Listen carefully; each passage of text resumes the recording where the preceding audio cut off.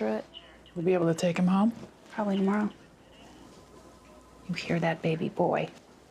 You're going home. Can I ask you a practical question? Who's gonna take care of him? Well, I will. Who do you think? Day and night? You ready for that? I think I can handle it. Why? I don't think Jax is ready for this. He has no idea what he's in for. Yeah, on that, we agree. His father was clueless, too. They figure it out.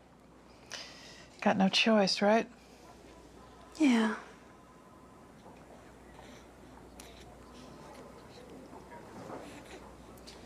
You want kids?